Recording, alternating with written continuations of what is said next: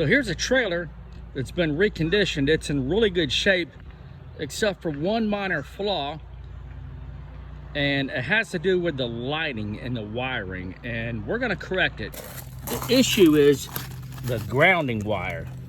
I don't know if you can see this or not, but this is a stranded wire that's connected to the frame, and it's very weak, and it will fail probably within a year to 18 months. We're gonna repair this problem using a scrap piece of 14-2 solid wire.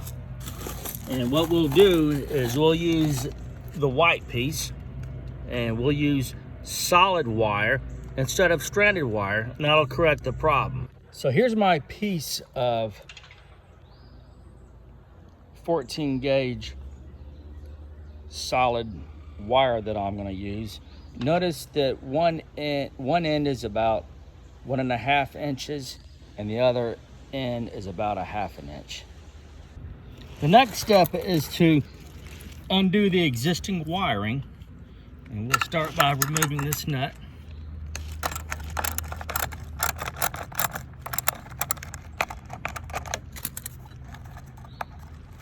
As we remove the existing nut, notice how frayed and fragile stranded wire is. Next, we remove the existing tie wrap.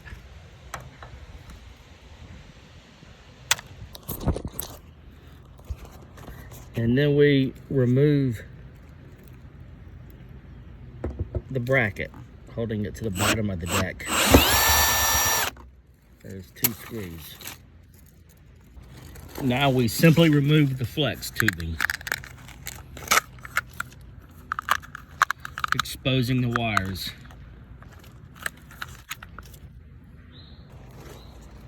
With the wiring exposed, we simply substitute this stranded wire for solid wire. So we'll remove this nut and we'll reattach a solid wire right here.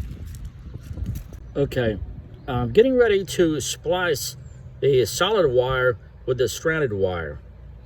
Notice the stranded wire, I've stripped it where it is twice as long as a solid wire.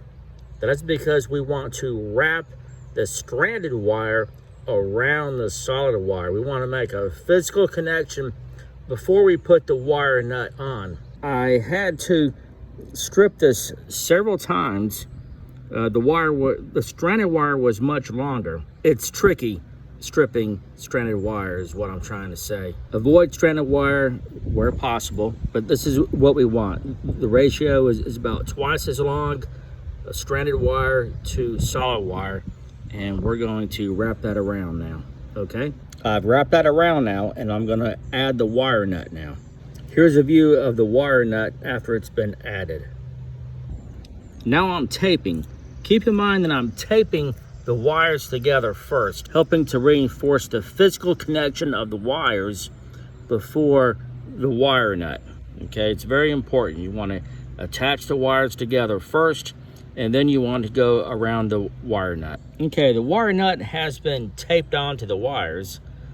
Keep in mind the physical connection was done before the wire nut was added, and the wire nut just added as extra redundant connection insulation. Now we're going to wrap the solid wire around the nut, and I'll show you what it looks like when we're done. Okay, the solid wire has been wrapped around the bolt, and notice just a couple things. Number one, the stripping is further back than what the nut is going to be. We don't want the nut resting on the insulation wire. We want the nut pushing this wire against the frame right here to make a good solid connection. Tighten down the bolt, and note that as the bolt tightens down, it is not contacting any of the insulation. The insulation is here. It's tightening down on the copper. Okay, and we'll just tighten it down all the way.